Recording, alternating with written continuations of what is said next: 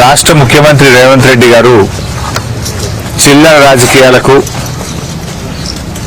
దివాలాకోరు దిగజారుడు రాజకీయాలకు పాల్పడుతూ ఉన్నారు. కేసీఆర్ గారికి గజ్వేల్కు ఉన్నటువంటిది పేగు బంధం, తల్లి పిల్లల బంధం. కేసీఆర్ గారు గజ్వేల్ను ఈ రాష్ట్రానికి ఆదర్శంగా తీర్చిదిద్దిన నాయకులు కేసీఆర్ గారు. ఇలా కేసీఆర్ గారి కృషితో సకల సౌకర్యాలతో ఒక ఆదర్శ పట్టణం, అలరారే ఆదర్శ పట్టణంగా కేసీఆర్ గారు తీర్చిదిద్దారు. ఒకప్పుడు గతంలో గజ్వేల్ అంటే కక్షలు, కుట్రలు, పోలీస్ కేసులు, కోర్టుల చుట్టూ తిరగడము, భౌతిక దాడులు, ఇవన్నీ ఒకప్పటి గజ్వేల్. కేసీఆర్ గారు వచ్చిన తర్వాత ప్రేమ అనురాగాలకు, అభివృద్ధికి కేర్ ఆఫ్ అడ్రస్గా గజ్వేల్ను తీర్చిదిద్దారు. నిరంతరం గజ్వేల్లో అభివృద్ధి, సేవ అనే కార్యక్రమాలను అనునిత్యం కేసీఆర్ గారు జరిపారు. చివరికి దేశ ప్రధానమంత్రిని కూడా గజ్వేల్కు తీసుకొచ్చిన ఘనత కేసీఆర్ గారిది.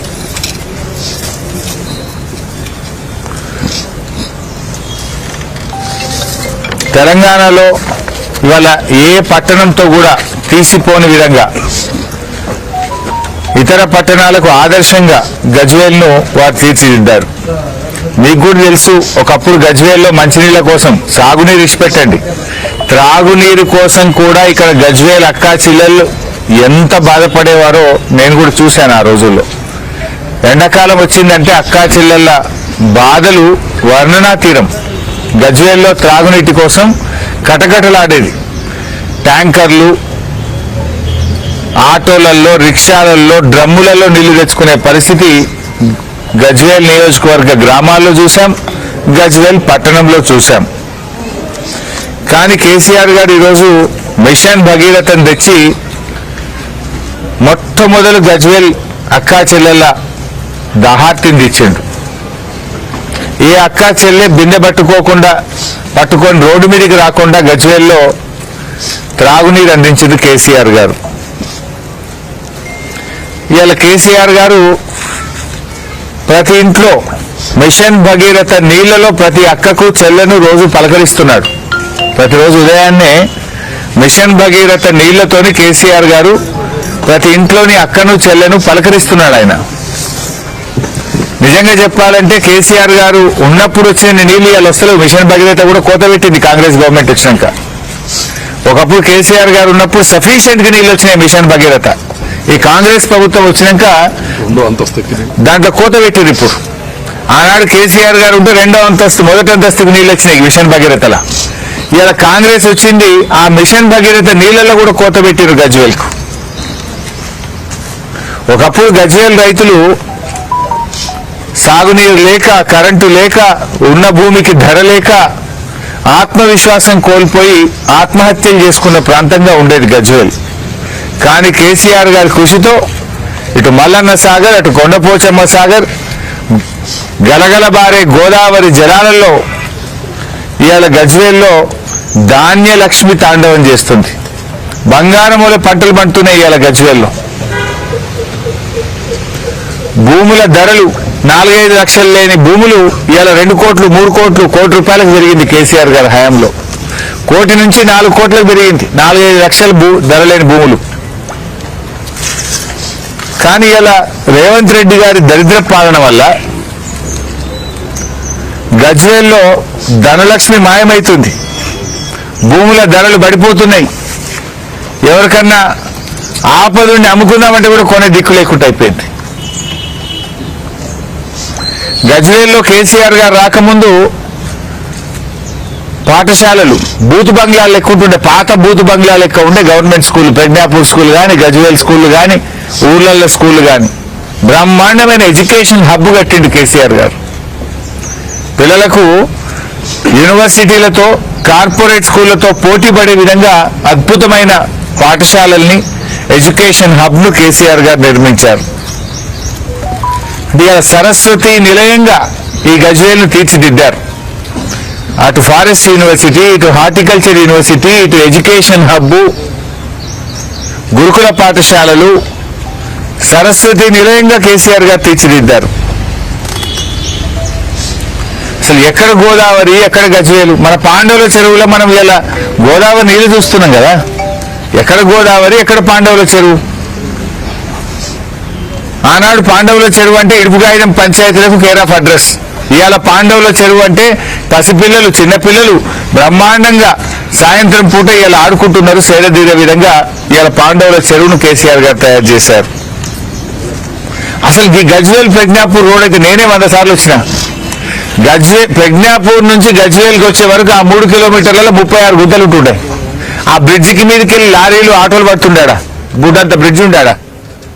దాన్ని ఎంత అద్భుతంగా అయ్యావా, విశాలమైనటువంటి 4 వరుసల రహదారిని చేసి ప్రజ్ఞాపూర్ గజ్వేల్ రోడ్డు ఎంత బాగా చేసిందో మీకు కళ్ళకు కనబడతలేదా? మీకు రేవంత్ రెడ్డి గారు ఏ ఊరికి పోయినా దారి పొడుగున పోయే రహదారుల పక్కన ఉండే పచ్చటి చెట్లలో కేసీఆర్ కనిపిస్తాడు.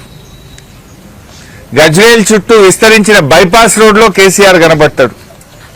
గజ్వేల్ కీర్తిని పెంచేలా మహాతి ఆడిటోరియం కానీ, integrated veg non veg market కానీ, గజ్వేల్లో జరిగిన అసాధారణ ప్రగతిలో కేసీఆర్ గారు కనపడతారు.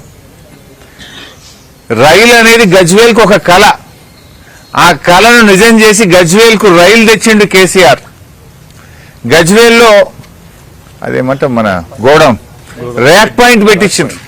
ర్యాక్ పాయింట్ పెట్టించి గజ్వేల్లో ఇలా రైతులకు ఎరువులకు కొరత లేకుండా జిల్లాకు అవసరమైన ఎరువులు రైలు ద్వారా గజ్వేల్కి వస్తున్నాయి. ఇవాళ గజ్వేల్ను కేసీఆర్ మధ్య ఉండేది ఒక తల్లి పిల్లల అనుబంధం.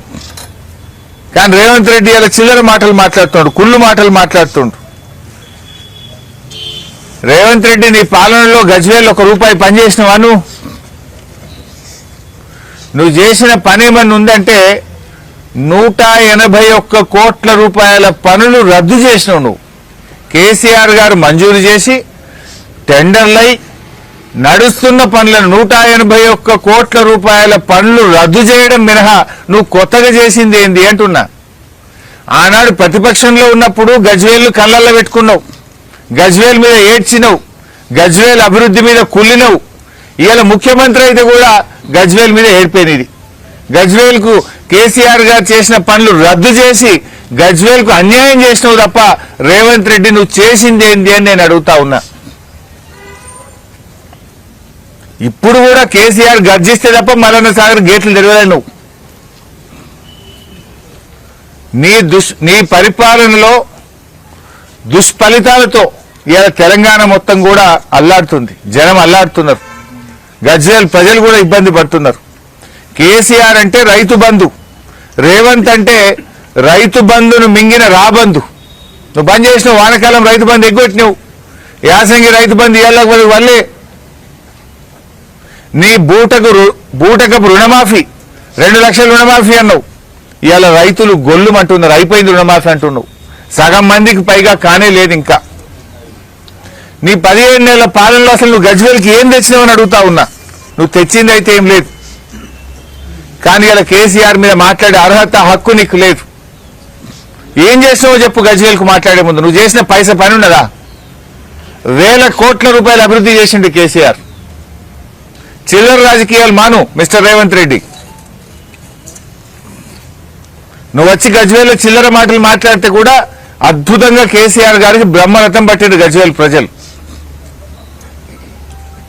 కేసీఆర్ గారిది గజ్వేల్ మీద కన్న తండ్రి ప్రేమ, నీది సవతి తల్లి ప్రేమ. మిస్టర్ రేవంత్ రెడ్డి, నీది సవతి తల్లి ప్రేమ కనుకనే 182 కోట్ల పనులు రద్దు చేసినావు. నువ్వు నిజంగా నీ ప్రేమ నిజమైందైతే రద్దు చేసిన 182 కోట్ల పనులు వెంటనే ప్రారంభించు, వాటిని పునరుద్ధరించు, కొత్త పనులు మంజూరు చేయి. కొత్తది నీ మొహానికి కొత్తది ఇచ్చింది ఏం లేదు, కానీ ఉన్న పనులు రద్దు చేసినావు. నువ్వు 182 కోట్ల పనులు రద్దు చేసినావు. నువ్వు ఇంకా గజ్వేల్ మీద కేసీఆర్ గారి మీద మాట్లాడుతున్నావు. కేసీఆర్ గారు కడుపు నింపే ప్రేమ అయినది, బ్రతుకునిచ్చే ప్రేమ గజ్వేల్ మీద. నీదేమో కపట ప్రేమ. ఇలా వెజ్ నాన్ వెజ్ మార్కెట్ కడితే ప్రజలు బతుకుతున్నారు. మల్లన్న సాగర్, కొండపోచమ్మ సాగర్ కడితే ప్రజలు బతుకుతున్నారు. పాతూర్ల మెయిన్ రోడ్ మీద రాజీవ్ రహదారి మీద మార్కెట్ కడితే వందలాది మంది రైతులు బతుకుతున్నారు. ఇట్లా కేసీఆర్ గారు గజ్వేల్కు చాలా అద్భుతమైనటువంటి ఒక దిశనిచ్చిండు. ఒకనాడు గజ్వేల్ అంటే ఒక గ్రామం, కానీ ఇలా గజ్వేల్ అంటే సకల వసతులతో రాష్ట్రంలోనే ఆదర్శవంతమైన పట్టణం ఈరోజు గజ్వేల్. ఒకనాడు గజ్వేల్ అంటే కరువు కాటకాలు, త్రాగునీటి కటకట. ఇవాళ గజ్వేల్ అంటే అద్భుతంగా తయారు చేసిండు కేసీఆర్. ఇలా మల్లన్న సాగర్ నిర్వాసితుల కోసం 1260 కోట్ల రూపాయలు కేసీఆర్ గారు ఇచ్చారు. కొంతమంది కోర్టు ఉత్తర్వులు వచ్చినాయి ఈ మధ్యలో, కోర్టు నుంచి కొంతమంది ఆర్డర్లు తెచ్చుకున్నారు. ఆ కోర్టు ఉత్తర్వులో మిస్సింగ్ వాళ్ళు అంత కలిపితే ఇంకో 5-10 పైసలు, ఇంకో 150-200 కోట్లు ఇస్తే అయిపోతుంది. అవి ఇచ్చి మాట్లాడు.